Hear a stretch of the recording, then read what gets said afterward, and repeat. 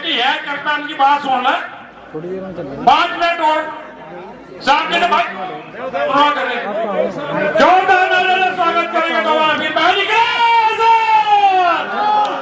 का गुजर। अच्छा पता नहीं है तो यही हाल है सरकार में। सभी हमारे बड़े बुजुर्ग भाई, आप सभी को नमस्कार। आज हमारे बीच में ये जो प्रोग्राम रखा है, सबसे पहले मेरे बराबर में खड़े, जैसा कद है ऐसा इनका व्यक्तित्व है, हमारे पूर्व विधायक मनोज चौधरी जी, और बहुत दूर से आपको और हमें जागरूक करने के लिए, हमें ऊर्जा भरने के लिए हमारे बीच में आए राजकुमार भाटी जी, जो हमारे पार्टी के राष्ट्रीय प्रवक्ता हैं, और वो काम इन्होंने कर दिखाया है कि ये हम आज उनकी जो पहचान करते हैं एक लीडर के रूप में करते हैं, और उन्होंने अपने बातों से जिस तरीके से समाज को जगाया है, उससे ये साबित किया है कि एक लीडर होने के लिए पद की जरूरत नहीं होती आपको। मैं खास तौर पर उन्हीं को यहाँ सुनने के लिए आई थी। उनके बाद हमारे बीच में मेरे बहुत ही करीबी अजीज हमारे मामा जी मजाहिर राणा जी, समाजवादी पार्टी के जिला अध्यक्ष अब्दुल वाहिद जी, बीच में लोहिया वाहिनी के हमारे प्रदेश अध्यक्ष चंद्रशेखर, राष्ट्रीय अध्यक्ष चंद्रशेखर यादव जी,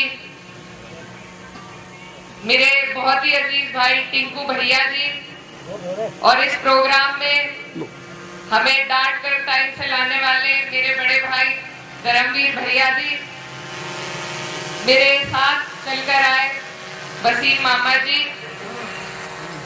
सोनू गुज्जर जी, और एक बार पहले और मेरा आपके इस ऐतिहासिक गांव में आना हुआ था एक बारात में।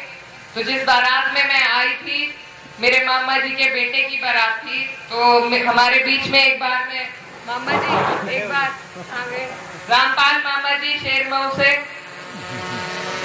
आज समझाने में आए हैं, तो एक बार मेरी तरफ से सभी आपका स्वागत भी करेंगे। और बहुत ही खूबसूरत संचालन कर रहे सुदेश गुज्जर जी, पंजाब सिंह जी, और तमाम जितने भी लोग हैं जिनका मैं नाम नहीं ले पाई, आप सबसे क्षमा चाहती हूँ और आप सभी को नमस्कार करती हूँ, धन्यवाद देती हूँ कि इतनी देर से चले इस कार्यक्रम में आप गर्मी में हमारे लिए इंतजार करते रहे, तो मैं आपका दिल से धन्यवाद करना चाहती हूँ। सबसे पहले मैं आप गांव वालों को बधाई दूंगी कि ये ऐसा गांव है भाटी जी, यहाँ पर ना प्याज का सेवन होता है, ना लहसुन का सेवन होता है, ना कोई नशा होता है, और 600 साल से भी ज्यादा पुराना नशा मुक्त गांव अगर कोई है तो वो उपलब्धि मीरकपुर गांव के लोगों को प्राप्त है।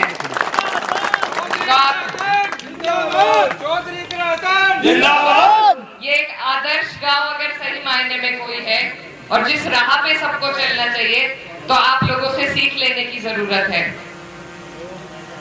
यहाँ से मेरा एक और नाता भी है, मेरे पिताजी मरहूम चौधरी मुनव्वर हसन जी आपके सांसद भी रहे हैं, और मैं बहुत छोटी थी जब यहाँ से उन्होंने चुनाव लड़ा था मुजफ्फरनगर सीट में, तब देवबंद लगता था, और हाथों हाथ आपने उनको लेने का काम किया था, और उनको इस गांव से भी बहुत ज्यादा प्यार और आशीर्वाद उन्हें मिलने का काम हुआ था।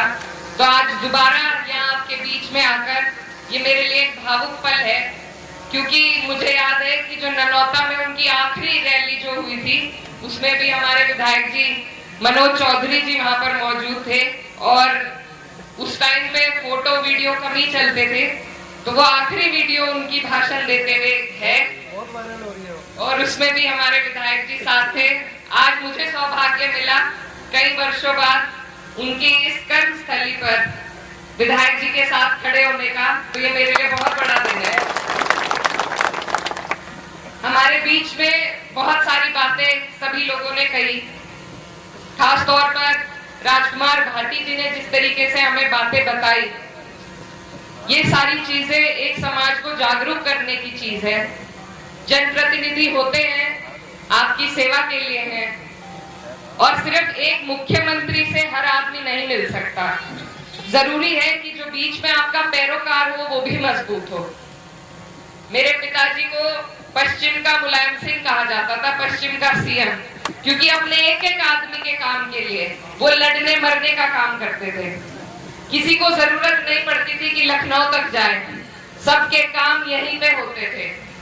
तो आज जो आपके बीच में जनप्रतिनिधि है, क्या वो आपको ये एहसास दिला पा रहे हैं कि आपको कहीं जाने की जरूरत नहीं है? क्या घर बैठे आपके काम पूरे हो रहे हैं या नहीं? तो ऐसे लोगों को जो इतने बड़े पद पर, जिनके पास मंत्रालय भी है, अगर वो हमारे छोटे छोटे काम भी नहीं करा सकते तो उनका क्या फायदा है?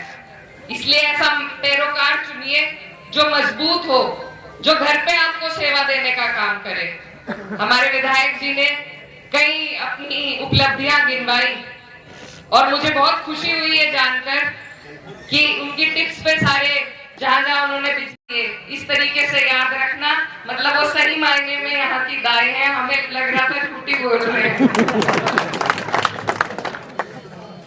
हर इंसान की पहचान कई तरह की होती है, अपने गांव से जुड़ी, अपनी भाषा से जुड़ी, अपने धर्म से जुड़ी, अपनी जाति से जुड़ी। इन पहचानों का सम्मान करना हमारा फर्ज है, हमारा कर्तव्य है। मैं जब विदेश से पढ़कर लौटी थी तो बहुत से लोग मुझसे पूछते थे कि आपकी बोली ऐसी क्यों है, लगता नहीं विदेश से पढ़ के आई हो। तो मैं यही कहती थी कि अपनी तरफ, अपनी जड़ों की तरफ आदमी का झुकाव जरूर होता है। मैं जहां से आती हूँ, यहाँ हमारी बोली खड़ी है, तो इसीलिए मेरी भाषा ऐसी है, चाहे कहीं भेज दो ऐसी की ऐसी ही रहेगी। अपने गांव से जो आपका रिश्ता है वो ऐसा ही रहेगा। एक आदमी की कई पहचानें होती हैं, उन पहचानों को हमें आपस में भिड़ाना नहीं है। उन पहचानों का सम्मान करके एक धागे में पिरोने की हमें जरूरत है। और ये धागा हमारे माननीय राष्ट्रीय अध्यक्ष अखिलेश यादव जी ने हमें तैयार करके दिया है पीडीए के रूप में। उसे आप पिछड़ा, दलित, अल्पसंख्यक समझे, या मुझे तो आज बेहतर लगा जो राजकुमार भाटी जी ने बताया, क्या पीड़ित, दुखी, अपमानित, पीड़ित, दुखी और अपमानित। तो आज से हमारा पीडीए यही है कि पीड़ित व्यक्ति, दुखी व्यक्ति और इस सरकार के द्वारा प्रताड़ित और अपमानित व्यक्ति, हम सब अगर एकजुट होंगे, हम सब अगर एक धागे में पिरोए जाएंगे, अपने उस धागे को मजबूत करेंगे, तो हमारी संख्या बढ़ेगी, इससे घटेगी नहीं। किसी भी व्यक्ति की, किसी भी समाज की पहचान हमेशा संख्या से होती है। और अगर मैं आपसे दिल मिला के जुड़ना चाह रही हूँ तो इसमें हम दोनों का फायदा है, मेरा अकेली का फायदा नहीं है। ये बात समझने की जरूरत है। और आज मैं सुबह से थोड़े भावुक उसमें हूँ, क्योंकि मुझ पे ऐसे ऐसे इल्जाम लगाए जा रहे हैं, उंगली उठाई जा रही है। मैं जिस घर से ताल्लुक रखती हूँ, हमने कभी धर्म जाति की राजनीति नहीं करी, हमेशा सबका सम्मान किया है, हमेशा सबको साथ लेकर चलने का काम किया है। और यही मेरी विरासत है और इसे ही मैं आगे बढ़ाना चाहती हूँ। अभी आप सब जानते होंगे, मुझे देरी इसलिए हुई क्योंकि मैं छापर गांव में गई थी, जहां मंदिर का एक विवाद खड़ा किया गया। मैं उनके खुद कटघरे में जाकर खड़ी हुई और गांव वालों से पूछा कि मेरी क्या बिजली घर दिए, फिर भी समाधान अभी नहीं हुआ, तो और की जरूरत है हमें।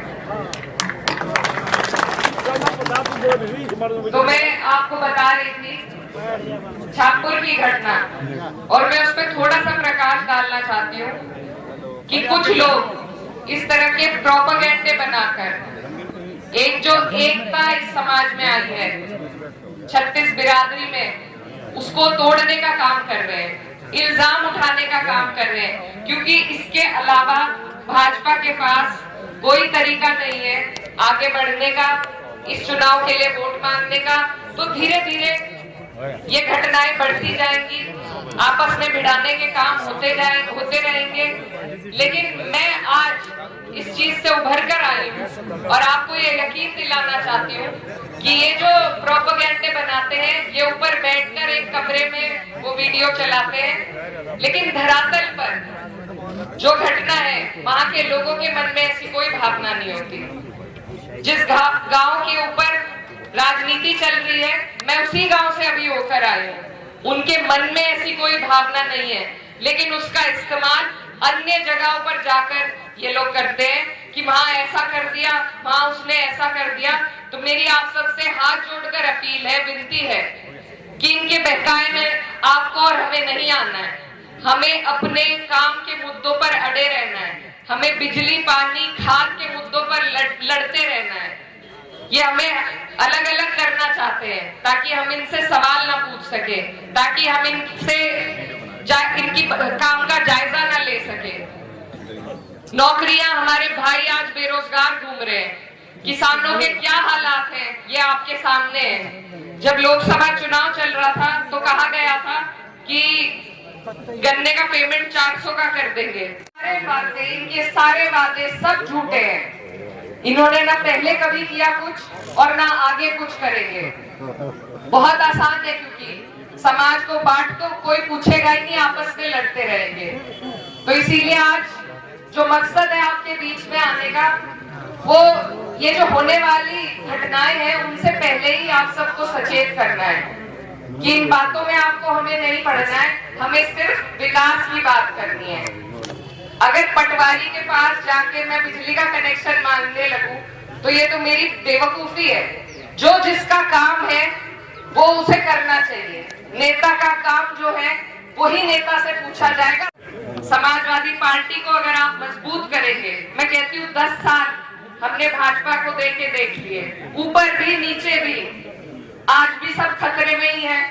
तो हिफाजत होगी कब? ऐसा कौन ऊपर से उतर के आएगा जब इन्हें सुरक्षित महसूस कराएंगे ये सबको?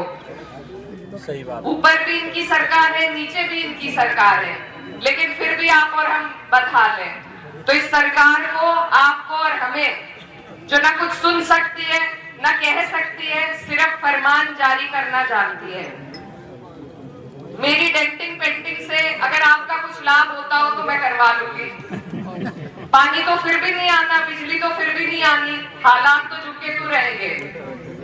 तो इनके इन प्रोपेगेंडा से प्रताड़ित किया जा रहा है। मैं उन्हें बस यही कहना चाहती हूँ कि बस 1 साल की और देर है। आप और हम जुड़ेंगे तो ये सरकार भी हटेगी और सबके काम भी होंगे, और फिर हम पीडीए नहीं रहेंगे, फिर हम सशक्त हो जाएंगे। पीडीए से मेरा कहना है, पीड़ित, दुखी और अपमानित नहीं रहेंगे। फिर हमारा सम्मान भी होगा और हमारा काम भी होगा, और ये सब आपका एक मजबूत पैरोकार जिसे आप चुनकर भेजेंगे, वो और हम मिलकर करेंगे।